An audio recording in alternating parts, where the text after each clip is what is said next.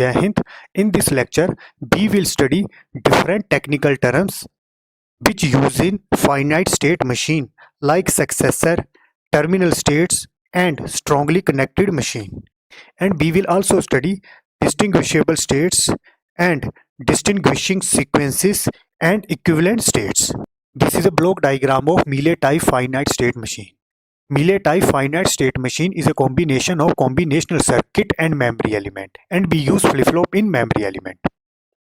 In the case of Mealy type finite circuit, the present output depends upon present input and present state. At a time जो flip flop में data store होता है उसको present state बोला जाता है. अब ये present state to next state transition होता है. ये क्लॉक पे डिपेंड करता है, क्लॉक के राइजिंग एज पे डिपेंड करता है. And this is a combinational circuit. There are two outputs, one is present output and second one is. इस कॉम्बिनेशनल सर्किट की जो आउटपुट है as a input flip flop के लिए ऑपरेट करेगी. अब क्लास जनरली ये दोनों आउटपुट्स डिफरेंट होती हैं. And this is a state diagram for Mealy type FSM. There are 5 internal states. So here I have written internal states. There are 5 internal states which I am using A, B, C, D, E. इसी तरह से the value of input can be 0 or 1. In the same way, the value of output can be 0 and 1. जैसे present state A है, अगर present input 1 apply करते हैं, present output 1 मिलेगी और नेक्स्ट स्टेट डी मिलेगी. ये present state to next state transition होगा, ये क्लॉक पे डिपेंड करता है. इसी तरह से प्रेजेंट स्टेट ए है, अगर प्रेजेंट इनपुट 0 अप्लाई करते, प्रेजेंट आउटपुट 0 मिलनी थी और नेक्स्ट स्टेट बी मिलनी थी. First I will explain successor. Successor का क्या मतलब होता है, डी स्टेट में कैसे पहुंचेंगे. For example present state A है, अगर इनपुट में 1 अप्लाई करते, नेक्स्ट स्टेट डी मिलनी थी, तो मैं क्या बोलूंगा, D is the one successor of A. इसी तरह से अगर मैं ए को देखता हूं, अगर प्रेजेंट स्टेट थी बी, अगर इनपुट में 1 अप्लाई करते तो नेक्स्ट स्टेट मिलनी थी ए. इसी तरह से अगर प्रेजेंट स्टेट होती सी, अगर इनपुट में 1 अप्लाई करते तो नेक्स्ट स्टेट मिलनी थी ए. तो ए में कैसे पहुंच सकते हैं, अगर बी में होते और इनपुट में 1 अप्लाई करते, या फिर सी में होते और इनपुट में 1 अप्लाई करते, ए स्टेट में पहुंचे थे. तो क्या लिखा है मैंने, A is the one successor of B and C. इसी तरह से D is the one successor of B and C.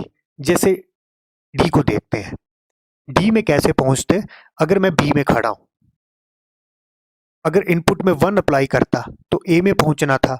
इसी तरह से फिर इनपुट में 1 अप्लाई करते तो डी में पहुंचना था. तो मैं क्या बोलूंगा, D is the one successor of B and C. C से डी में कैसे पहुंच सकते हैं, 2 पाथ है. पहले मैं इसको लेता हूं, सी में खड़े हैं, इनपुट में 1 अप्लाई करते ए में पहुंचे, फिर इनपुट में 1 अप्लाई किया डी में पहुंचे. तो मैं क्या बोलूंगा, D is one successor of C और बी. तो D is one successor of B and सी.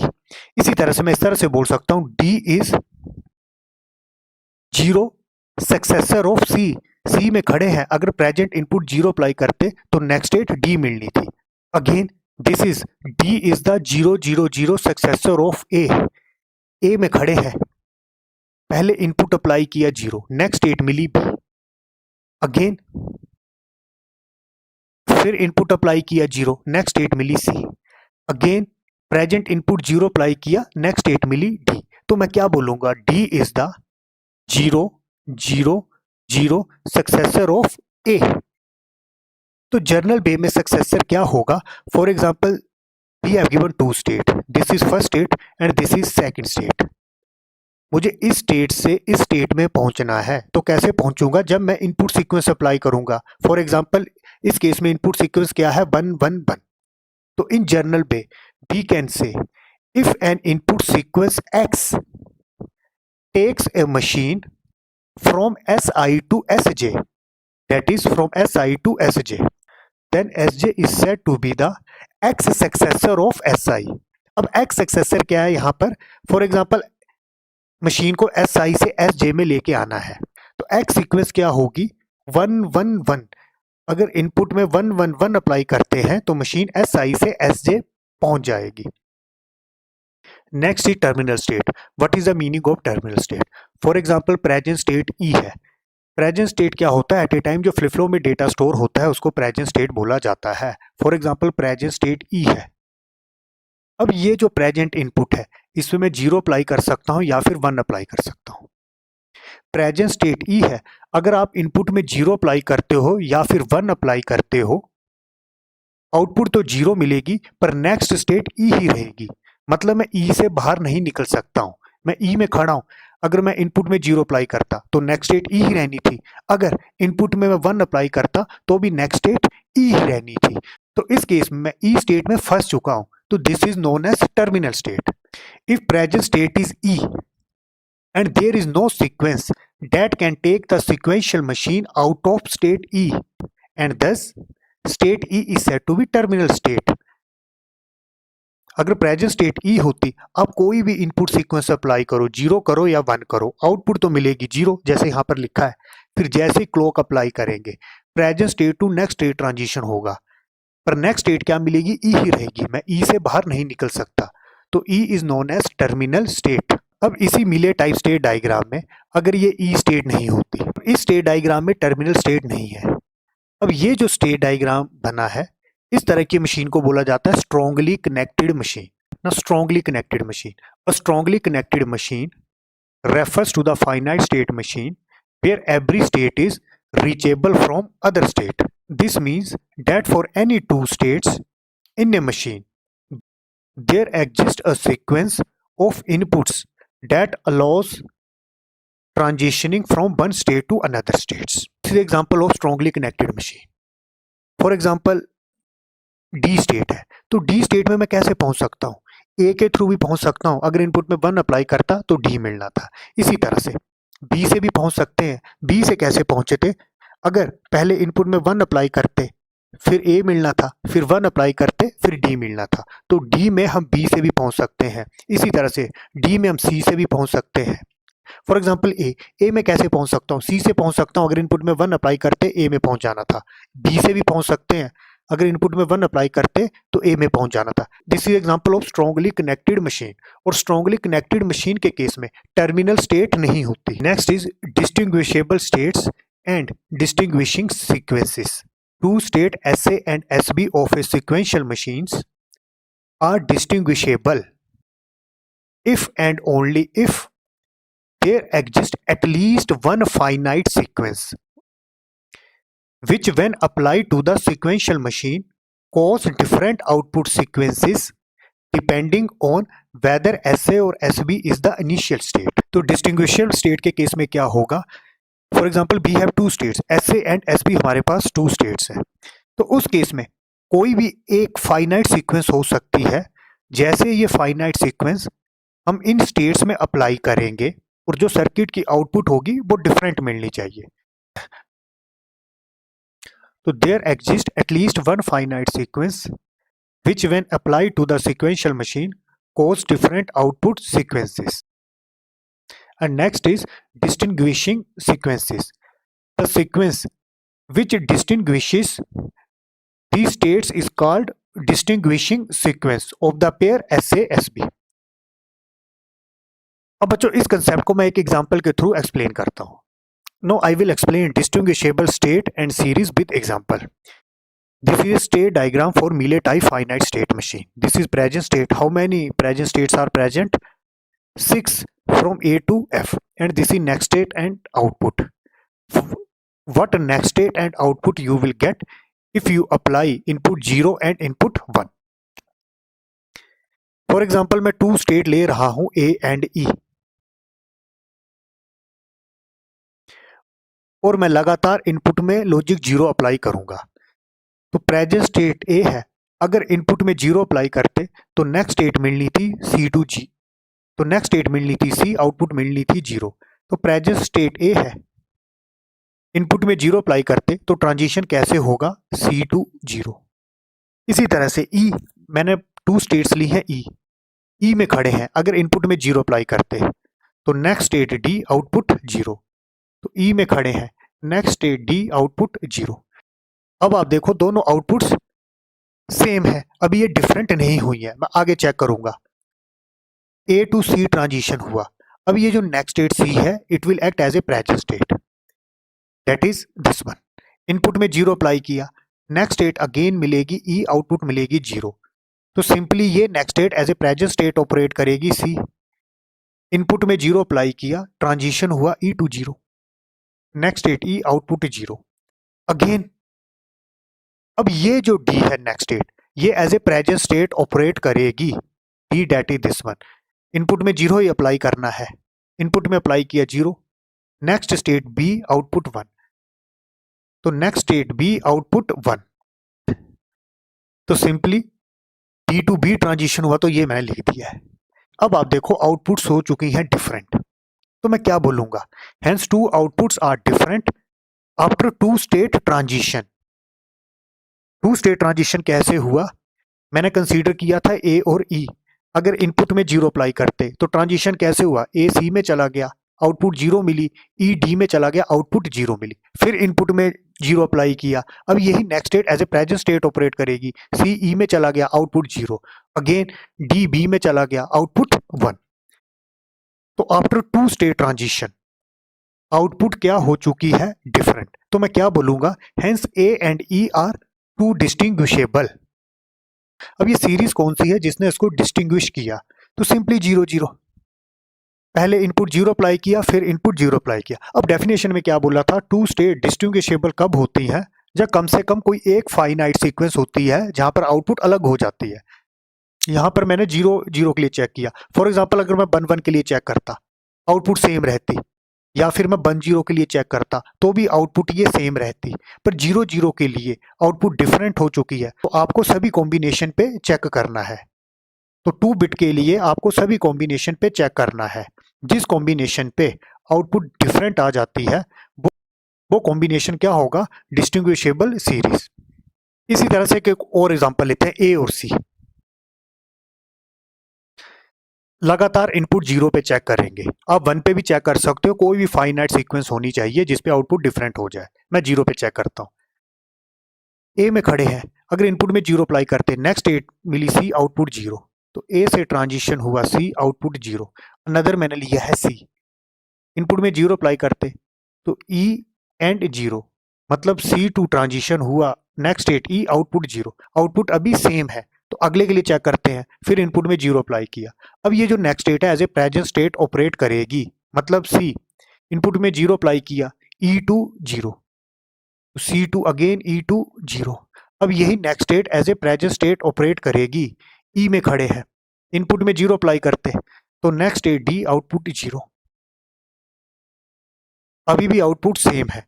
अभी यही next state as a present state operate करेगी, यही next state as a present state operate करेगी। नेक्स्ट स्टेट ई है, input में zero apply करते, ट्रांजिशन होना था D zero, present state D है, इनपुट में जीरो अप्लाई करते, ट्रांजिशन होना था बी वन। अब बच्चों देखो आउटपुट क्या हो चुकी है, डिफरेंट। तो मैं क्या बोलूंगा, अब मैं क्या बोलूंगा, A and C are three distinguishable, और डिस्टिंग्विशिंग सीरीज क्या होगी, zero zero zero. For example A और सी में खड़े थे, पहले जीरो अप्लाई किया तो ये ट्रांजिशन हुई, आउटपुट अभी भी सेम, फिर जीरो अप्लाई किया, ये ट्रांजिशन हुई, आउटपुट अभी भी सेम, फिर जीरो अप्लाई किया, आउटपुट डिफरेंट हो चुकी है। तो डिस्टिंग्विशिंग सीरीज क्या होगी, जीरो जीरो जीरो। अब ये जरूरी नहीं है कि ये जीरो जीरो जीरो लेना है, अब जीरो वन जीरो भी ले सकते हो, वन वन वन भी ले सकते हो। कम से कम कोई भी एक फाइनाइट सीक्वेंस होगी जिसके बाद जो आउटपुट है वो डिफरेंट हो जानी चाहिए। अनदर कंसेप्ट है स्टेट रिडक्शन, ऑलरेडी मैं पहले भी इसको एक्सप्लेन कर चुका हूँ। This is block diagram of मीले टाइप फाइनाइट स्टेट मशीन। ये आउटपुट डिपेंड करती है present input and present state. Present state क्या होता है, एट ए टाइम जो फ्लिप फ्लॉप में डेटा स्टोर होता है उसको प्रेजेंट स्टेट बोला जाता है। अब पहले के वीडियो लेक्चर में जो मैंने लेक्चर बनाए थे उस केस में हम फाइनाइट स्टेट मशीन के लिए सर्किट डिजाइन करते थे। तो स्टेप कैसे होते थे, पहले अकॉर्डिंग टू गिवन स्टेटमेंट्स, अगर स्टेटमेंट में हमें क्वेश्चन दिया है, अकॉर्डिंग टू गिवन स्टेटमेंट्स हम इंटरनल स्टेट डिसाइड करते थे कि कितनी इंटरनल स्टेट लगेंगी। If number of internal states increases, तो definitely number of flip-flop increases and overall it will increase the cost of circuit. तो state reduction में क्या होता है कि हम redundant state को remove कर देते हैं. अगर हम number of redundant states को कम कर देते हैं तो उस केस में फ्लिप फ्लॉप के नंबर कम हो जाएंगे. अगर फ्लिप फ्लॉप के नंबर कम होते हैं तो सर्किट की कॉस्ट रिड्यूस हो जाएगी. तो what is state reduction? State reduction reduces the redundant internal states. If the number of redundant state reduces, the number of flip-flop reduces. If the number of redundant state decreases, the overall cost reduces. For example, हमारे पास states हैं A, B, C, D, E. 5 states हैं. अब इन 5 state को अगर binary value से represent करना है तो कितने बाइनरी बिट्स चाहिए? 3 चाहिए. फॉर एग्जांपल ए को 0 0 कर दिया, बी को 0 0 1 कर दिया. फॉर एग्जांपल अगर ई है मेरी रिडंडेंट स्टेट, अगर मैं इसको कर देता हूँ रिमूव तो टोटल स्टेट्स कितनी बची? 4. तो नंबर ऑफ फ्लिप फ्लॉप कितने चाहिए? 2 चाहिए. अब ए को फॉर एग्जांपल 0 0 साइन कर दिया, बी को 0 1, सी को 1 0, डी को 1 1, तो 4 फ्लिप फ्लॉप चाहिए. अब पता कैसे लगाना है कि कौन सी रिडंडेंट स्टेट है? तो उसके लिए कंसेप्ट क्या होता है? Equivalent state. तो इक्विवेलेंट स्टेट क्या होता है? 2 state are said to be equivalent if every possible set of inputs generate exactly the same output and same next state. When 2 states are equivalent, one of them can be removed without altering the input-output relation. जैसे आप इस example को देखो, इसमें A और C जो states हैं वो इक्विवेलेंट स्टेट हैं. वो कैसे है? मैं A में खड़ा हूं, अगर मैं इनपुट में 0 अप्लाई करता हूं, नेक्स्ट स्टेट बी मिली, आउटपुट 0. इसी तरह से मैं सी में खड़ा हूं, इनपुट में 0 अप्लाई करता तो नेक्स्ट स्टेट बी मिली सेम और जो आउटपुट है 0. इसी तरह से अगर इनपुट में 1 अप्लाई करते, next state D, output 1. C के केस में भी देख लो, next state D, output 1. 2 state are said to be equivalent if every possible set of inputs generate exactly the same output and same next state. तो A और C है यहाँ पर इक्विवेलेंट स्टेट्स. केस में इन दोनों में से मैं जो एक रिडंडेंट स्टेट होगी उसको रिमूव कर दूंगा. तो A और C यहाँ पर क्या है? Equivalent state. और इन दोनों में से कोई एक रिडंडेंट स्टेट हम रिमूव कर देंगे. इसी तरह से B और E को देखो, these are also redundant states. आप बी में खड़े हो, इनपुट में 0 अप्लाई करो या 1 अप्लाई करो, नेक्स्ट स्टेट क्या मिली? ई एंड एफ, आउटपुट 0 या फिर 1. इसी तरह से ई में देखो, इनपुट में 0 अप्लाई करो या 1 अप्लाई करो, next state E and F and output 0 and 1. तो सेम मतलब बी और ई भी क्या हुआ? एक तरह का इक्विवेलेंट स्टेट. तो इन दोनों में से मैं एक रिडंडेंट स्टेट को रिमूव कर दूंगा. No this is one example of equivalent states. क्या इक्विवेलेंट स्टेट्स की यही डेफिनेशन है? नहीं, ये इक्विवेलेंट स्टेट्स की एग्जैक्ट डेफिनेशन नहीं है. जैसे इस केस में क्या लिखा था? 2 state are said to be equivalent if every possible set of inputs generate the exactly same output. ये कंडीशन तो सेटिस्फाई होनी चाहिए. Generate exactly the same output and same next state. ये जो सेम आउटपुट की कंडीशन है ये तो 100% होनी चाहिए. पर ये जो सेम नेक्स्ट स्टेट कंडीशन है ये जरूरी नहीं है कि होनी चाहिए. अगर होती है तो बाय डिफॉल्ट वो तो इक्विवेलेंट है. अगर नहीं होती तो आप ये नहीं बोल सकते कि वो इक्विवेलेंट नहीं है. अब मैं उसी को डिस्कस करूंगा. And this is another definition of state equivalent. 2 state in a finite state machine are equivalent if for every possible they produce the same output. ये कंडीशन तो हमेशा होनी चाहिए. They produce the same output and same next state. और अगर same next state नहीं होती और transition to equivalent states, it means that next state does not have to be the same. जरूरी नहीं है कि नेक्स्ट स्टेट सेम रहनी चाहिए, but the states it transitions to must be equivalent. जैसे इस एग्जांपल को देखते हैं, मैं डी और ई को लेता हूं. डी और ई में देखो, अगर इनपुट में 0 अप्लाई करते हैं, next state D, next state D और आउटपुट 0, दोनों में सेम. इसी तरह से अगर इनपुट में 1 अप्लाई करते, next state D, next state D और आउटपुट दोनों में सेम. तो मैं क्या बोलूंगा? D and E are equivalent states. अब दोनों डी और इक्विवेलेंट क्यों हुई? अब डी और ई में खड़े हो, अब कोई भी पॉसिबल इनपुट कॉम्बिनेशन अप्लाई करो, नेक्स्ट स्टेट और आउटपुट सेम रहेगी। अब बी और सी को देखो, मैं बी और सी में खड़ा हूं, बी में खड़े हैं, अगर इनपुट में 0 अप्लाई करते हैं, नेक्स्ट स्टेट डी आउटपुट 0। इसी तरह से सी में खड़े हैं, नेक्स्ट स्टेट ई आउटपुट 0। अब आउटपुट तो सेम है पर नेक्स्ट स्टेट क्या है, डिफरेंट। 1 पे भी चेक कर लेते हैं, दोनों में चेक करना होता है, इनपुट 0 और 1 दोनों के लिए चेक करना होता है। बी में खड़े हैं, इनपुट में 1 अप्लाई करते हैं, नेक्स्ट स्टेट ई आउटपुट 1। सी में खड़े हैं, नेक्स्ट स्टेट डी आउटपुट 1। इस केस में यहां भी आउटपुट दोनों सेम है पर ये स्टेट्स क्या है, डिफरेंट है। नेक्स्ट स्टेट क्या है, डिफरेंट। अब आप यहां पर देखो, पर ये नेक्स्ट स्टेट क्या है, डी और ई एक दूसरे के इक्विवेलेंट है, तो बाय डिफॉल्ट अब ये बी और सी होंगे, ये भी इक्विवेलेंट होंगे। फॉर एग्जांपल मैं इस केस को लेता हूं, बी में खड़े हैं, इनपुट में 0 अप्लाई किया, डी मिला। सी में खड़े हैं, इनपुट में 0 अप्लाई किया तो ई मिला। अब यही next state as a present state operate करेगी। आप देख लो डी, फिर इनपुट में 0 अप्लाई करो या 1 अप्लाई करो, यहां पर नेक्स्ट स्टेट और आउटपुट सेम है। इसी तरह से आप इनपुट 1 के लिए भी देख सकते हो, यहां पर ईडी मिला। अब यही next state as a present state operate करेगी। अब कोई भी इनपुट कॉम्बिनेशन अप्लाई करो, नेक्स्ट स्टेट और आउटपुट क्या है, सेम। तो सिंपली बी और सी इक्विवेलेंट क्यों हुआ, नो डाउट आउटपुट दोनों के केस में सेम थी, पर जो नेक्स्ट स्टेट्स मिल रही थी, जो नेक्स्ट स्टेट का ट्रांजिशन हो रहा था, वो आपस में इक्विवेलेंट थे। तो बी और सी भी क्या हुआ, equivalent. Two state are considered equivalent for every possible input sequence, they produce the same output and transition to equivalent states for all inputs. इसी तरह से नेक्स्ट लेक्चर में हम पार्टीशन मेथड स्टडी करेंगे। उस पार्टीशन मेथड में ये जो इक्विवेलेंट स्टेट की डेफिनेशन है, ये फर्दर चेंज हो जाती है, उसको हम आने वाले लेक्चर में डिस्कस करेंगे।